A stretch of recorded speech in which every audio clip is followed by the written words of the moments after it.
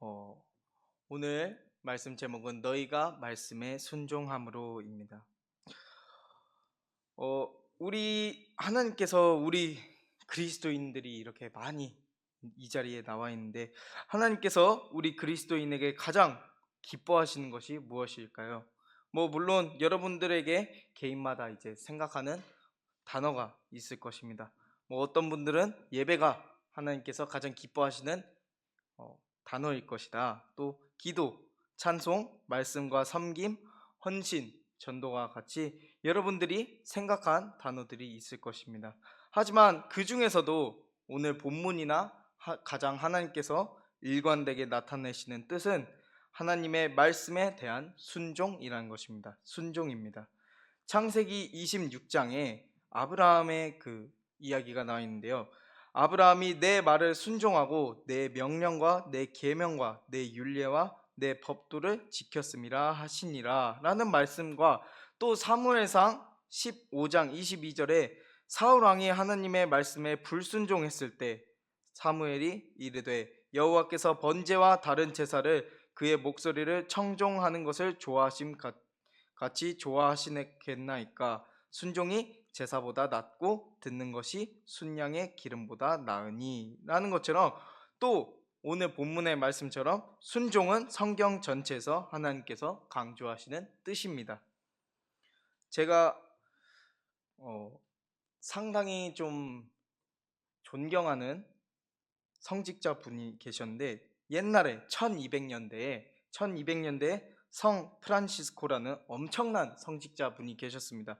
이 분이 정말 신의 음유시인이라고 불릴 정도로 아름다운 하나님에 대한 시를 창조하셨고 또 여러 가지 작품 활동을 하셨는데 그분이 어느 날 저녁에 이제 잠자리에 들려고 했습니다. 잠자리에 들려고 했는데 갑자기 그분이 딱 잠자리에 딱 눕자마자 저기 문에서 누가 문을 이렇게 똑똑똑 두드리는 것입니다.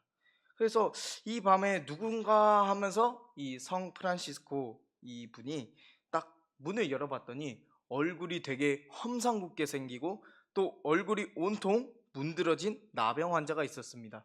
이 나병 환자 이제 저희 아버지가 잠깐 나병 환자 같이 생활을 한 적이 있었는데 그래서 저희 아버지 말을 들어보면 그 나병 환자들의 그 생김새가 마치 이거 코가 그냥 젤리처럼 이렇게 똑 언젠가 자고 일어나면 없어져 있고 하다 보니까 많이 신체 부위가 녹아 없어져 있습니다. 그래서 이분이 딱 이 성 프란시스코 이분이 딱 문을 열자마자 얼굴이 녹아 내려버린 이 나병 환자를 맞이하게 되었는데 이 나병 환자가 밤중에 너무 추우니까 몸이 너무 추우니까 잠시만 방에서 몸 좀 녹일 수 있을까? 라고 간청을 하니까 처음에는 이분이 무슨 생각을 했냐면 귀찮은데 그래도 그리스도께서 명령하신 것이 있으니 이 나그네를 우리 집으로 초청해서 내가 몸을 녹여 줘야겠다 라고 하면서 안으로 들여왔습니다. 그런데 잠시 후에 그 나병 환자가 뭐라고 했냐면 이번엔 제가 좀 배가 많이 고픕니다. 좀 음식 좀 있으면 좀 주시면 안 되겠습니까? 라고 하니까 이제는 어떻게 해요? 그래도 아까 전보다 귀찮지만 그래도 그리스도인의 양심에 찔려서 이제 그분에게 다음날 아침에 먹을 밥을 주었습니다. 근데 이 음식을 다 먹자 그 사람이 뭐라고 했냐면 밖이 너무 추우니까 여기서 좀 자게 해주십시오 라고 했습니다. 아까 전에는 잠깐만 몸 좀 녹이게 해달라고 했는데 이번에는 너무 추우니까 자게 해달라고 했습니다. 그러니까 이 점점 화가 나는 겁니다. 너무 뻔뻔스러움에 이 화가 나니까 처음에는 이제 그리스도의 말씀에 따라서 순종함으로 이제 드렸지만 점점 그가 뻔뻔하게 나오니까 어떻게 해요? 이제 살짝 화가 나지만 그래도 다시 한번 그 성 프란시스코는 그리스도인이라는 생각에 그를 자신의 침대 하나밖에 없는 침대에 그를 누웠습니다. 그런데 이 좁은 침대에 같이 누워 있었는데 이 역한 냄새를 참으면서 잠을 청했는데 그 환자가 이제는 뭐라고 말했습니까? 제가 몸이 너무 늙어서 열이 안 나오니까 저를 좀 안아주실 수 있겠습니까? 같이 말하는 겁니다. 그러니까 어떻게 해요? 참 인간의 생각으로는 당장이라도 나가세요라고 말하고 싶지만 다시 한 번 더 그리스도의 말씀에 순종함으로 인해서 자신의 모든 옷을 벗어서 알몸으로 그 나병 환자를 품었습니다. 정말 온몸을 파고드는 그런 서늘한 기운, 또 그리고 역한 냄새, 또 나병이 옮길지도 모른다는 그런 불안감을 가득 안고 겨우겨우 잠이 들었는데 어느덧 아침이 되었습니다. 근데 이 옆에 있어야 할 나병 환자는 온데간데 없고 나병 환자가 그 풍기던 역한 냄새조차 없었습니다. 그래가지고 이 이분이 참 이상하다, 참 특이하다 하면서 그날 밤에 꿈을 꾸었는데 꿈에서 주님이 나타나셔서 이렇게 말했다고 합니다. 어제 자신을 따뜻하게 맞이해 줘서 너무 고맙다 라고 하시면서 이 프란시스코 이분을 칭찬해 주셨다고 합니다. 그래서 이분이 그 환자를 대했던 자신의 경솔한 마음을 회개하고 비천한 자신을 찾아와 주신 하나님께 감사 기도를 했습니다. 그래서 그 기도문이 성 프란시스코 평화의 기도라는 아주 유명한 기도입니다. 제가 한번 좀 읽어보도록 하겠습니다. 그렇게 길지가 않아서 제가 한번 발췌해 봤는데 한번 제가 여러분께 올려드리겠습니다. 주님, 저를 당신의 도구로 써주소서. 미움이 있는 곳에 사랑을, 다툼이 있는 곳에 용서를, 분열이 있는 곳에 일치를, 의혹이 있는 곳에 신앙을, 그릇됨이 있는 곳에 진리를, 절망이 있는 곳에 희망을, 어두움에 빛을, 슬픔에 있는 곳에 기쁨을 가져오는 자가 되게 해주소서. 위로받기보다는 위로하고 이해받기보다는 이해하며 사랑받기보다는 사랑하게 하여 주옵소서. 우리는 줌으로써 받고 용서함으로써 용서받으며 자기를 버리고 죽음으로써 영생을 얻기 때문입니다. 아멘. 참 제가 이거를 준비하면서 딱 읽었는데 너무 멋있는 거예요. 그래가지고 참 한편으로는 이 시를 읽으면서 이 성 프란시스코가 딱 한 명의 나병 환자를 대하기 위해서 얼마나 많은 생각을 참아가면서 이 주님의 말씀에 순종을 했을까요? 이 정말 한 명에게 순종하려고 했지만 정말 쉽지가 않았던 것처럼 그것을 이겨내고 하나님의 말씀에 순종했던 것처럼 이처럼 그리스도인의 신앙의 삶에서 하나님의 뜻을 순종하는 것은 매우 어려운 것을 알 수 있습니다. 만약 여러분들이 오늘 이 성 프란시스코 이분이라면 여러분들은 어떻게 해야겠습니까? 오늘 성경에 대해서는 이에 대해서 말씀하고 계십니다. 오늘 본문을 통해서 알아보도록 하겠습니다. 오늘 본문의 말씀은 사도 베드로의 첫 번째 편지에 속한 내용입니다. 이 편지의 수신자들은 1장 1절에 나와 있듯이 본도, 갈라디아, 갑바도기아, 아시아와 비두니아에 흩어진 나그네들에 의해서 쓰여졌습니다. 이 지역들은 예루살렘으로부터 이렇게 위쪽 지역에 위치해 있는데 거의 소아시아 전역을 마다해서 이 흩어진 나그네라는 말을 한마디로 디아스포라를 의미하게 됩니다. 이들은 로마와 유대인들의 그 기독교 박해를 피해서 도망쳐서 여러 지역으로 흩어진 그리스도인입니다. 이들은 신앙 때문에 막 그때 당시에는 이 로마에서 기독교를 어떻게 생각했냐면 막 식인 성찬 이제 우리 이번 주 성찬식 하잖아요. 이 성찬식에서 예수 그리스도의 이 살을 먹는다. 또 피를 먹는다고 하니까 이게 얘들이 식인을 하는구나. 또 심지어 형제 자매를 사랑한다는 말이 정말 그렇게 육체적으로 사랑하는 줄 알고 얘들은 근친상간까지 하는구나 라고 하면서 이 기독교를 핍박했던 시기입니다. 그래서 이들은 신앙 때문에 가난했으며 수많은 괴로움에 시달렸습니다. 그래도 그들은 어떻게 했습니까? 신앙을 지키기 위해서 자신의 집을 떠나서 사방으로 흩어져서 살 수밖에 없었습니다. 사도 베드로는 이렇게 박해를 받으면서 힘들게 살아가는 디아스포라 이 그리스도인들을 위해서 하나님의 은혜를 깨닫게 하고 이로써 박해와 어려움을 이길 수 있도록 격려하기 위해서 이 편지를 썼다는 것입니다. 사도 베드로는 이렇게 신앙을 지키려고 어려움도 마다하지 않는 그리스도인들에게 하나님의 은혜를 온전히 바라고 거룩하신 하나님처럼 모든 행실에 거룩한 순종하는 자녀가 되라 라고 오늘 강조하고 있습니다.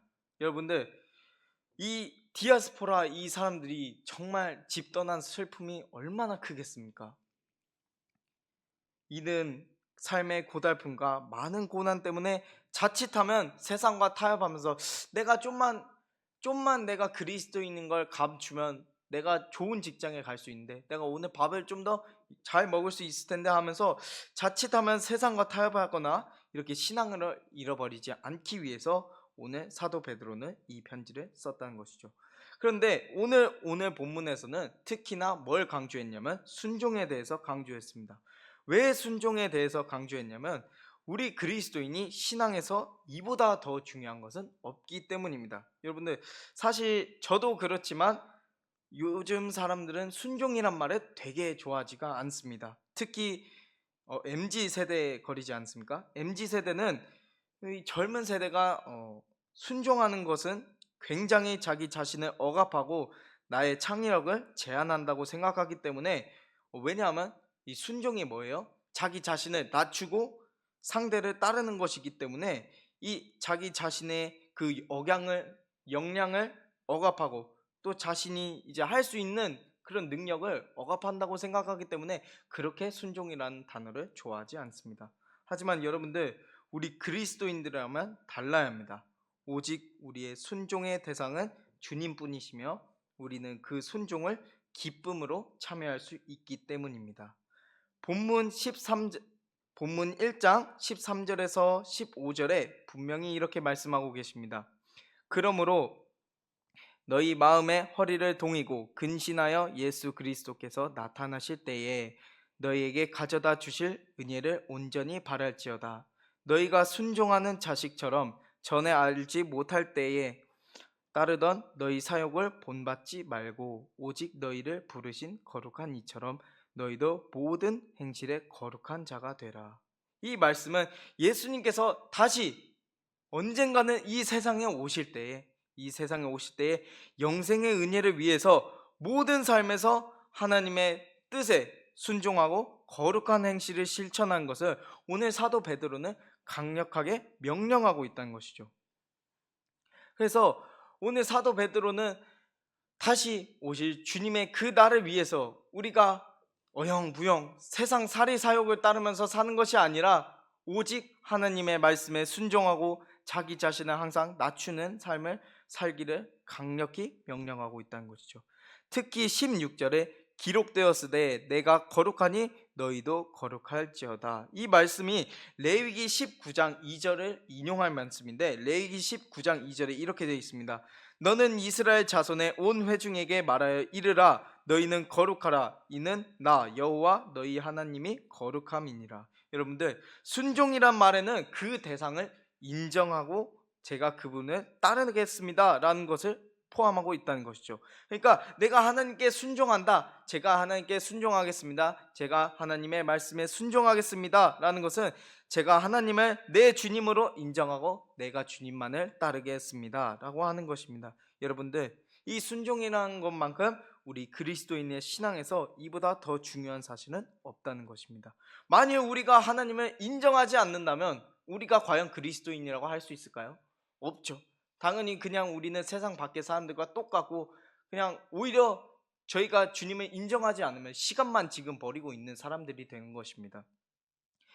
여러분들, 뿐만 아니라 우리가 순종보다 더 중요한 것이 없기 때문에, 순종은 창조자 하나님께서 피조물들에게 요구한 것이기 때문에 결코 우리가 거역할 수 없다는 것입니다. 여러분들, 우리가 거역한다면 제가 아까 전에도 말했다시피 저희는 지금 시간을 낭비하고 그냥 이럴 시간에 돈 벌러 나가는 것이 훨씬 현명한 선택일 것입니다. 하지만 저희가 여기에 나와 있는 이유는 무엇입니까? 바로 하나님의 순종하는 사람들이기 때문입니다. 그래서 순종은 그리스도인을 향한 하나님의 최고의 명령이라는 것입니다. 여러분들, 얼마나 이 말씀은 이 순종이라는 단어가 얼마나 중요하냐면, 여러분들, 성자 하나님이신 예수님까지도 하나님께 순종하셨다는 것을 우리가 볼 수 있습니다. 히브리서 5장 8절에서 9절에 그가 아들이시면서도 받으신 고난으로 순종함을 배워서 온전하게 되셨은즉 자기에게 순종하는 모든 자에게 영원한 구원의 근원이 되시고. 여러분들, 하나님의 아들이신 예수님 하나님이시죠. 여러분들, 예수님까지도 죽기까지 순종하신 것처럼 이처럼 순종은 그리스도인에 대한 삶의 기초라는 것을 저희가 알아볼 수 있습니다. 여러분들, 저희가 그래서 오늘 말씀을 통해서 배워야 할 점은 저희가 어떤 상황에 있든지 항상 하나님의 말씀에 순종하고 오직 주님께만 순종해야 할 것입니다. 여러분들, 우리가 만약에 순종한다면 그 순종의 결과가 어떤지 성경에서는 정확하게 보여주고 있습니다. 저는 성경 인물 중에서 순종이라는 단어를 떠올렸을 때, 순종이라는 단어를 떠올렸을 때 가장 먼저 떠오르는 인물은 아브라함이라고 생각합니다. 아브라함이 창세기 12장에 등장하였을 때부터 뭐라고 시작하냐면 친척과 아버지의 집인 하란을 떠나서 가나안 땅으로 가는 아브라함을 이야기하게 됩니다. 그뿐만 아니라 100살 때 얻은 아들, 100살 때 얻은 아들이면 얼마나 귀합니까? 그것도 하나밖에 없는 자기의 친아들, 자기의 와이프, 정정당당한 그 옆에 있는 와이프 사라로 해서 얻은 100살 때 겨우겨우 얻은 아들이 있었는데 하나님께서 뭐라고 합니까? 그 이삭을 내게 바치라 라고 그 이삭을 제물로 드린 사건, 그거를 통해서 저희가 알 수 있듯이 이 아브라함은 더 이상 그냥 큰 아버지가 아니라 아브라함으로 변해서 그가 열국의 아비라 부를 수 있게 되었다는 것이죠. 여러분들, 다윗 또한 하느님의 말씀에 죽기까지 순종했음을 볼 수 있다는 것입니다. 어렸을 때는 하나님의 말씀에 대한 절대적인 믿음을 가지고 골리앗을 무찔렀으며 그가 사울에게 쫓길 때에 번번이 그의 손에 얼마든지 사울을 해칠 기회가 있었지만 하나님께서 세우신 사람을 해하는 것은 하나님의 말씀에 어긋나기 때문에 그는 하나님의 말씀에 순종해 해하지 않았다는 것입니다. 또 순종에 반대로 또 순종하지 않아 큰 벌을 받았던 것은 저희가 요즘 주일날 계속 하고 있지만 느헤미야, 그 백성들이 왜 바벨론에 잡혀가게 되었습니까? 하나님께서 말씀하신 그 모든 명령을 다 따르지 않고 이스라엘 백성들이 점점 하나님의 말씀에 떠나고 하나님의 성전에서 우상을 섬기고 율법에 순종하지 아니하더니 하나님께서 그들의 죄악이 넘침을 보시고 느부갓네살 왕에 의해 포로로 잡혀가 그들은 이방 땅에서 큰 수모를 겪었다는 것입니다. 그리고 겨우겨우 140년 후에 이스라엘 백성들이 땅을 치면서 후회하고 하나님의 말씀에 순종하고 회개하니까 단 한 명 느헤미야를 통해서 다시 나라가 재건되는 놀라운 역사를 보이셨습니다. 여러분들, 이처럼 순종하는 그 사람의 행위가 얼마나 아름다운지 볼 수 있습니다. 에스겔서 33장 31절에 인자야, 내 민족이 담 곁에서와 집 문서에서 너에 대하여 말하며 각각 그 형제와 더불어 말하여 이르기를 자 가서 여호와께로부터 무슨 말씀이 나오는가 들어보자 하고 백성이 모이는 것 같이 내게 나오며 내 백성처럼 내 앞에 앉아서 내 말을 들으나 그대로 행하지 아니하니 이는 그 입으로는 사랑을 나타내어서도 마음으로는 이익을 따를 뿐입니다. 이 말씀은 죄에 빠진 사람의 생각을 그대로 표현한 말씀입니다.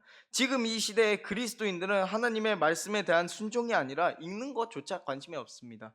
여러분들, 이러한 불순종에 대한 결과는 일과 사람으로부터의 괴로움, 하나님의 없는 죄의 고통, 그리고 파멸 뿐일 것입니다. 여러분들이 만약에 이러한 삶을 살고 계신다면 지금 당장 회개하시고 하나님의 말씀에 돌아가서 순종하는 것뿐입니다.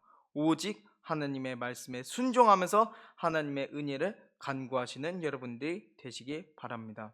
말씀을 정리하겠습니다. 사랑하는 평화교회 여러분, 오늘 본문의 사도 베드로는 순종에 대해서 명령하고 있습니다. 간구가 아니라 그냥 권하는 것이 아니라 강력하게 명령하고 있다는 것입니다. 명령은 내가 들어도 되고 내가 그냥 해도 되고 안 해도 되는구나가 아니라 오직 반드시 따라야 할 것입니다. 여러분들, 우리가 순종할 때에 누구에게 행하는 것인지 옳은지 항상 판단하시는 여러분 되시기 바랍니다.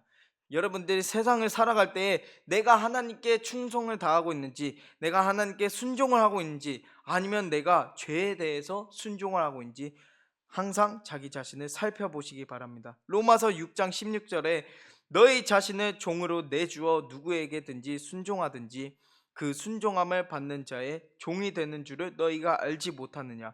혹은 죄의 종으로 사망에 이르고 혹은 순종의 종으로 의에 이르느니라. 여러분들, 그래서 순종은, 그리스도에 대한 순종은 우리 그리스도인들에 대해서 선택이 아니라 필수입니다. 우리가 결코 순종하지 않으면 하나님께서도 저에게 능력을 주실 수 없다는 것이죠. 사도행전 5장 32절에 우리는 이 일의 증인이요 하나님이 자기에게 순종하시는 사람들에게 주신 성령도 그러하니라. 여러분들, 순종, 제가 지금 정말 이 설교를 하면서 계속 순종을 이야기하지만 그만큼 저도 안 되고, 아무리 제 자신을 좀 막 한 회초리도 맞아보고 해봤는데도 도저히 되질 않습니다. 하지만 여러분들은 저보다 훨씬 훌륭한 분들이시니까 여러분들은 언제나 주님의 말씀에 순종하는 여러분들이 되시기 바랍니다. 여러분들, 오늘 제가 예화로 말한 성 프란시스코처럼 그 한 번의 삶이 힘들지만 하나님의 말씀에 딱 한 번 사는 인생, 여러분들 저희가 두 번 살고 세 번 살고 그러지는 않지 않습니까? 딱 한 번 사는 인생, 주님 앞에서 잘했다 내 종아, 아주 너가 작은 것에 순종하였으니, 이 말을 들으면서 저희가 멋들어지게 한번 주님 앞에서 순종하시기 바랍니다. 그래서 이번 주일 성찬식을 진행할 때 여러분들 항상 몸과 마음을 깨끗이 하고 주님의 말씀에 순종하여서 주님 오시는 그 날까지 주님의 말씀에 순종하는 여러분 되시길 간절히 축원하겠습니다.